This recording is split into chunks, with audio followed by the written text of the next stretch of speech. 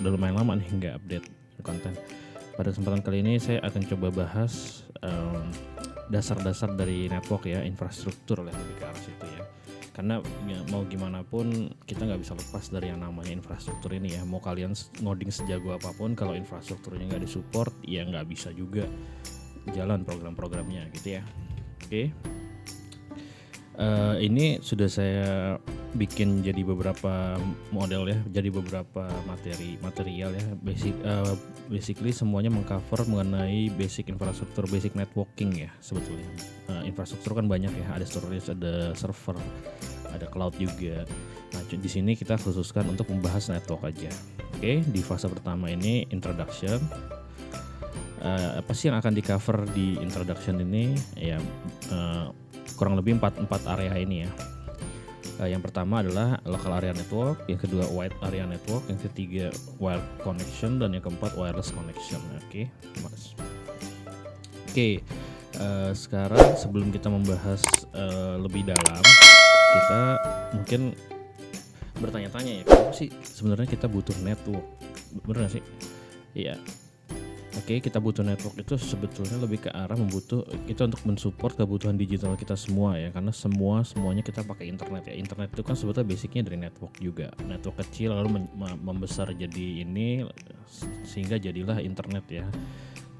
Internet adalah di mana semua network yang kecil itu tergabung ke dalam sebuah jaringan gitu. Oke, nanti untuk lebih jelasnya kita bahas di materi berikutnya.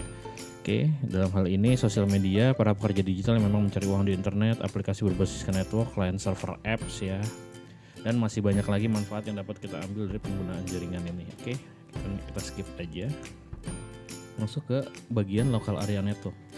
Local area network adalah suatu kelompok device yang berada pada jaringan komputer yang hanya mencakup wilayah lokal saja ya. Jadi kalau teman-teman punya ruangan terus dikasih switch ya, kita nggak ngomong internet dulu lah, switch saja dulu yang lokal aja gitu.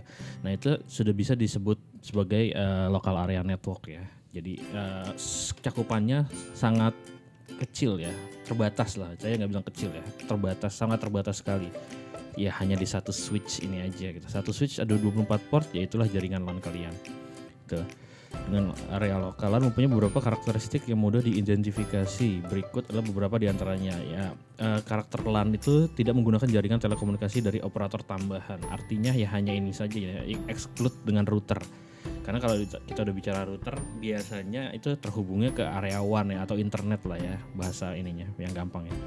Lalu yang kedua, jaringan LAN biasa digunakan untuk kepentingan terbatas. Ya, contohnya seperti ini nih, kalau kalian mau buka rental pengetikan yang nggak butuh internet, nah itu kalian LAN aja cukup sih, nggak perlu sampai sewa internetnya. Itu kan zaman dulu ya, kalau zaman sekarang mungkin udah nggak ada kali ya. Rental pengetikan tanpa internet ya.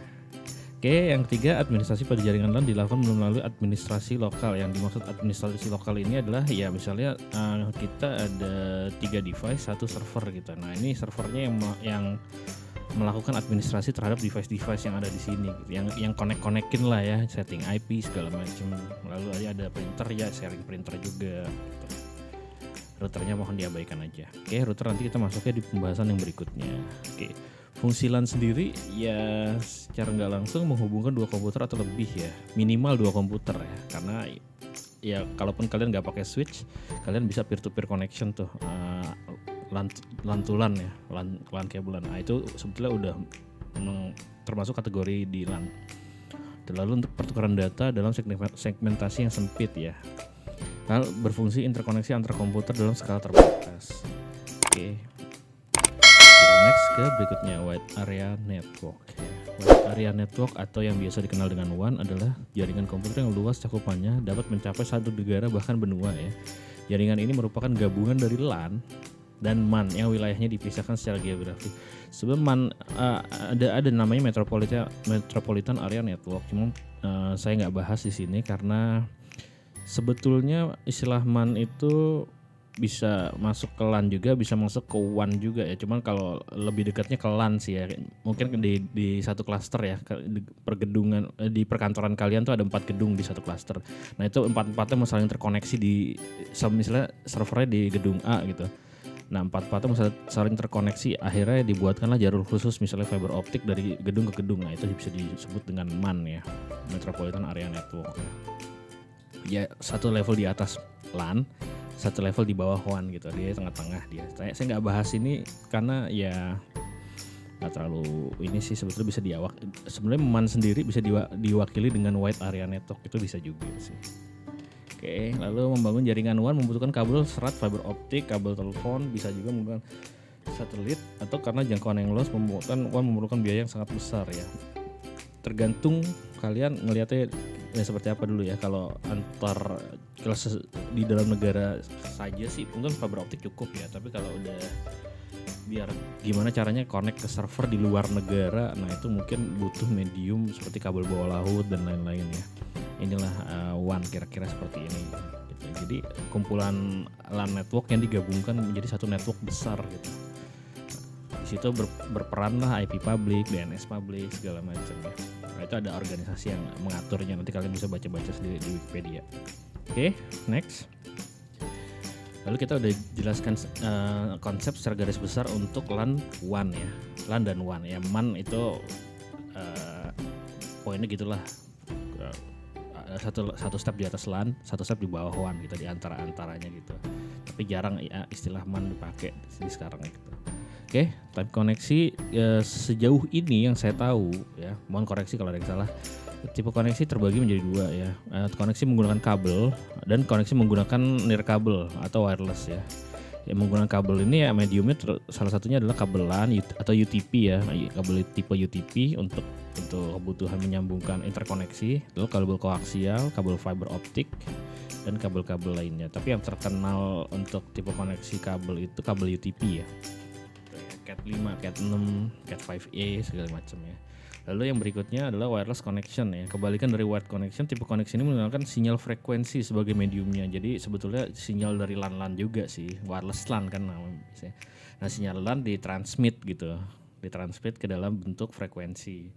Bedanya itu doang sih. Contoh dari device yang dapat mensupport ini adalah wireless access point ya, hotspot, yang gitu-gitu access point, router wifi yang di rumah-rumah tuh, IndiHome segala macam. Nah, ada juga yang point to point wireless. Jadi dari zaman dulu itu kan fiber optik cukup mahal ya. Gimana ngakalinnya, dia pasang wireless antena di atas gedung, terus ditembakkan point to point wireless gitu, dan lainnya. Secara garis besar berdasarkan medium koneksi dibagi dua ya. Oke, berikutnya kesimpulan ya. Dikenal dengan sebutan local area network karena memang hanya mensupport kebutuhan jaringan untuk lokasi terbatas. Lalu WAN, Wide Area Network, adalah versi lebih lanjutnya dari LAN, di mana cakupan wilayah pada jaringan ini jauh lebih luas dari LAN. Lalu tadi kita udah bahas juga tipe koneksi ya. Tipe koneksi bukan tipe koneksi mungkin ya. Medium untuk koneksinya itu ada dua ya. Wired connection adalah koneksi berbasiskan kabel fisik ya, UTP, koaksial, fiber optik, dan lain-lainnya. Lalu tipe koneksi wireless connection adalah tipe koneksi berbasiskan sinyal frekuensi ya, satellite, terus Wi-Fi ya, access point, lalu point to point Wi-Fi juga bisa, terus Wi-Fi yang omnichannel yang sinyalnya menyebar gitu bisa juga ya. Gitu. Jadi untuk foundation awal ya teman-teman harus paham nih tadi apa yang kita jabarkan tadi, LAN, WAN, dan tipe koneksi gitu. Untuk berikutnya kita sambung di next kesempatan ya.